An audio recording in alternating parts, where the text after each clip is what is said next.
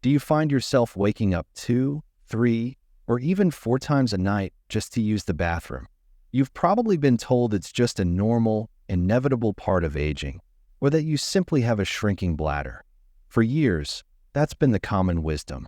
But what if I told you that for millions of seniors, that's not the whole story?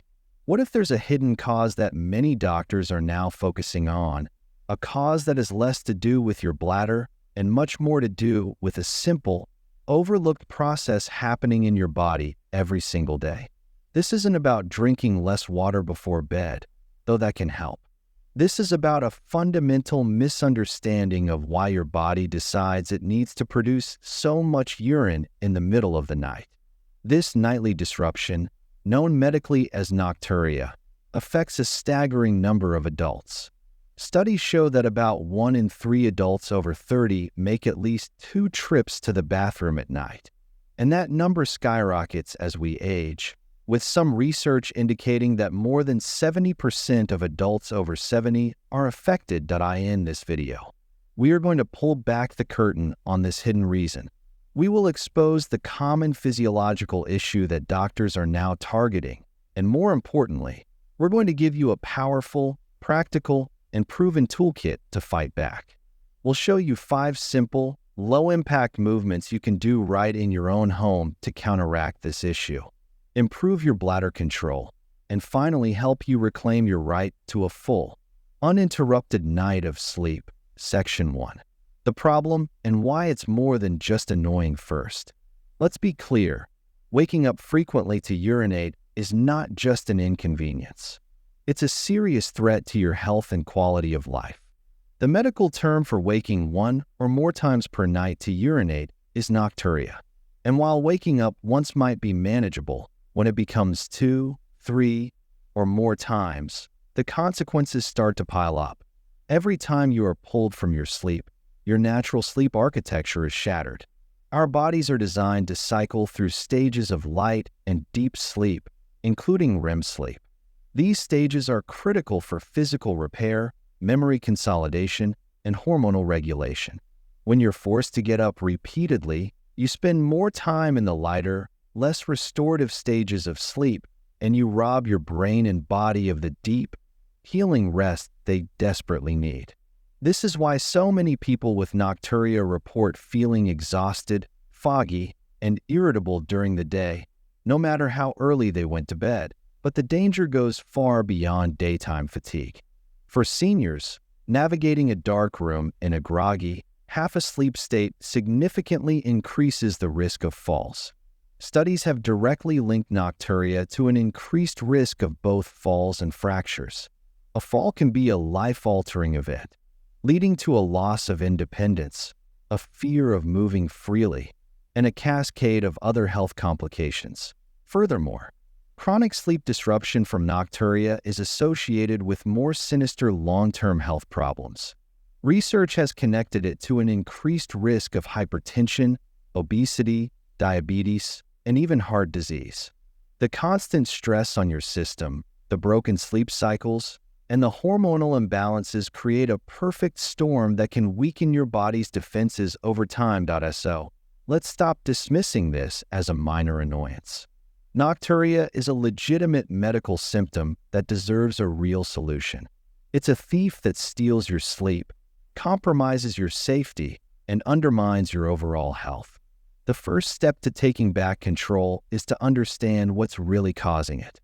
And it's probably not what you think. Section 2. The real reason reveal. It's not your bladder. It's your legs. For decades, the conversation around nocturia has been almost entirely focused on the bladder. We've been told it's an overactive bladder, a reduced bladder capacity, or in men, an enlarged prostate. And while these can certainly be contributing factors, they don't explain the whole picture, especially the part about why urine production seems to go into overdrive specifically at night. The real, hidden culprit that is now gaining significant attention in the medical community is a phenomenon called peripheral edema and the subsequent fluid redistribution that happens when you lie down. Here's a simple way to think about it. Imagine your body is like a tall building. During the day, while you're standing or sitting, the force of gravity is constantly pulling everything downwards. This includes the fluids in your circulatory system. In many people, especially as our circulation becomes less efficient with age, a significant amount of water can gradually pool in the lower body, primarily your ankles, calves, and feet. This is what's known as peripheral edema. You might notice it as slightly swollen ankles or indentations left by your socks at the end of the day, during your waking hours. This excess fluid is essentially stuck in your lower legs, out of general circulation. Your kidneys, which are responsible for filtering blood and producing urine, don't even know it's there. But then you go to bed. When you lie down flat, you remove the force of gravity from the equation. That tall building is now on its side. All the fluid that had pooled in your lower legs is now free to move. Over the first few hours of sleep, this fluid slowly re-enters your vascular system, your veins and arteries. This process is called fluid redistribution. Suddenly, your circulatory system experiences a surge in fluid volume. Your kidneys detect this dramatic increase in blood volume and do exactly what they are designed to do. They kick into high gear to filter out the excess fluid and produce more urine to maintain balance. This is called nocturnal polyuria, the overproduction of urine at night. Your bladder, which was peacefully resting, is now being flooded with a surprisingly large volume of urine produced from the very fluid that spent the day in your legs. It fills up much faster and more frequently than it otherwise would, sending urgent signals to your brain to wake up and go to the bathroom.so. The problem isn't necessarily that your bladder is too small or too sensitive. The problem is that it's being asked to handle an unexpected and massive workload overnight. The root cause began hours earlier, with fluid quietly accumulating in your lower extremities. This is the real reason so many seniors wake up to pee. And understanding this mechanism is the key to unlocking the solution.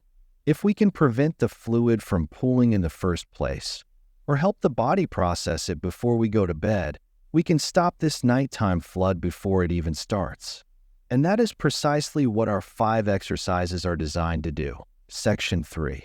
The solution: 5 exercises to fix it now that we understand the real culprit is fluid pooling in the legs. The solution becomes clear. We need to actively help our bodies move that fluid out of the lower extremities before we lie down for the night. The following 5 exercises are specifically chosen to do just that. They are low impact, can be done at home with no special equipment, and are proven to be effective. Before we begin, a quick note. This information is for educational purposes only and should not replace advice from your doctor or a qualified physical therapist. If you have any underlying health conditions, especially related to your heart, kidneys, or blood pressure, please consult with your healthcare provider before starting any new exercise program. Exercise 1. Seated marching, the preemptive pump. Our first exercise is perhaps the most direct and effective way to combat daytime fluid accumulation. It's called seated marching, and it's designed to activate the powerful muscles in your calves, which act as a second heart for your lower body. Why it works: your calf muscles play a crucial role in your circulatory system. Every time they contract, they squeeze the deep veins in your legs, pushing blood and fluid upwards against the pull of gravity. This is known as the calf muscle pump. When we sit for long periods, this pump is inactive, allowing fluid to settle. Seated marching reactivates this pump, forcing that stagnant fluid back into circulation so your kidneys can process it during the late afternoon, not in the middle of the night. Scientific evidence backs this up. Studies have found that older adults who performed simple leg exercises like this in the late afternoon saw a notable reduction in their nighttime urination episodes. How to do it? Find a stable chair. A dining chair without wheels is perfect. Sit towards the front edge of the seat with your feet flat on the floor, about hip width apart. Sit up tall with a straight, but not rigid, back. You can rest your hands on your thighs or gently hold the sides of the chair for balance. Begin the march. Exhale as you slowly lift your right knee towards your chest, as if you are marching in place. Lift it as high as is comfortable for you without straining. The goal is to feel the muscle in your calf and shin engage. Hold and lower. Hold the lifted position for a brief moment, about 1 to 2 seconds. Then, inhale as you slowly and controllably lower your foot back to the floor. Don't just let it drop. Control the movement, alternate legs. Now, repeat the movement with your left leg. Exhale as you lift, hold, and then inhale as you lower, rhythm and breathing. Continue alternating legs in a slow, deliberate motion. Focus on coordinating your breath with the movement. Exhale on the lift, inhale on the descent. Aim to perform 20 to 30 repetitions per leg, so 40 to 60 total steps. Do this once a day, ideally in the late afternoon or early evening, about 2 to 3 hours before you plan to go to sleep. This timing is strategic. It gives your body enough time to process and excrete the mobilized fluid before you lie down for the night. Exercise 2, standing calf raises, the gravity defier. Our second exercise. The standing calf raise takes the principle of the calf muscle pump and amplifies it by using your full body weight. This is a fundamental strengthening exercise that directly targets the muscles responsible for pushing fluid up and out of your lower legs. Why it works? Similar to seated marching. Calf raises vigorously activate the calf muscle pump. By rising onto your toes, you create a powerful contraction in your calf muscles. This strong squeeze is incredibly efficient at moving pooled fluid back into the central circulation, reducing the amount of fluid available to flood your system at night. How to do it? Position yourself for safety. Stand behind a sturdy chair, countertop, or wall, placing your hands on it for balance. Your feet should be about hip-width apart, with your toes pointing forward, the upward movement. Keeping your back straight, slowly press down through the balls of your feet to lift your heels off the ground. Rise as high as you comfortably can, focusing on using your calf muscles. Hold at the top. Pause at the peak of the movement for 3 to 5 seconds. You should feel a strong contraction in your calves. This hold is what gives the veins that powerful squeeze, the controlled descent. Slowly and controllably lower your heels back to the floor. Don't just drop back down. The lowering phase is just as important. Breathe naturally. Breathe out as you rise up and breathe in as you lower back down. Start with one set of 10 to 15 repetitions.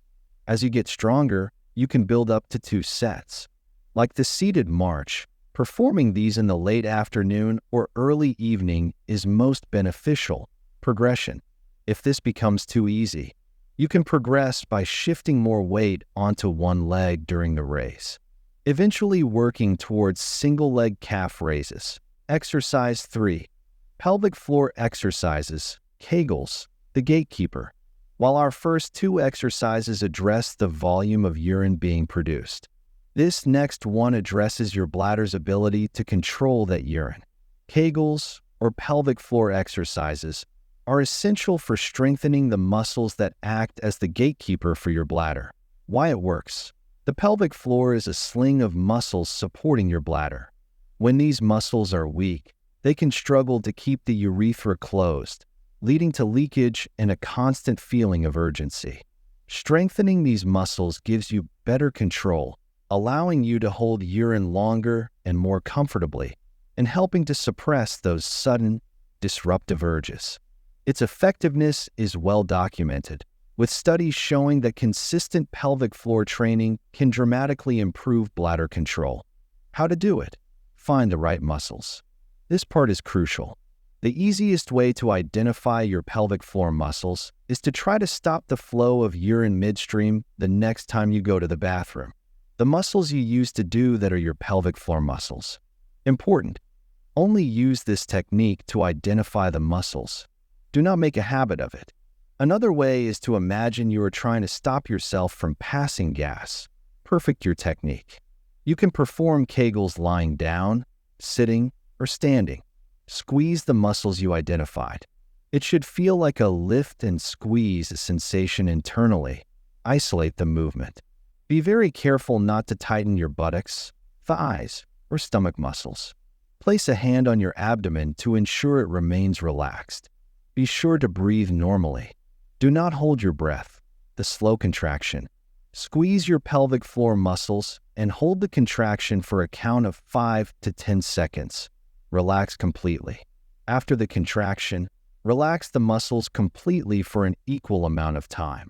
This relaxation phase is just as important, the quick contraction. It's also beneficial to practice quick flicks. Squeeze and release the muscles rapidly 10 to 20 times.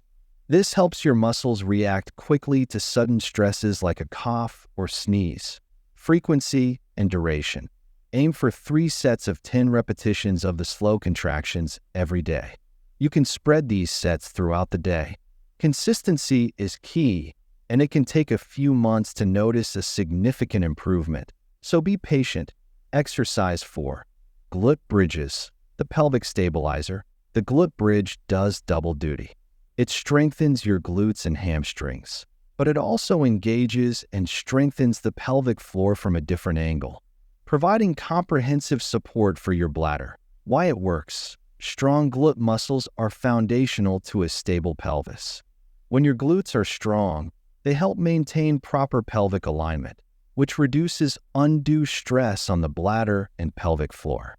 During the bridge movement, you naturally engage the pelvic floor as you lift your hips, making it an excellent complementary exercise to Kegels. How to do it? Get into position. Lie on your back on a comfortable but firm surface. Bend your knees and place your feet flat on the floor, about hip-width apart and close enough to just touch your heels. Let your arms rest by your sides, palms down. Engage your core. Before you lift, gently tighten your abdominal muscles and perform a light pelvic floor contraction, a Kegel.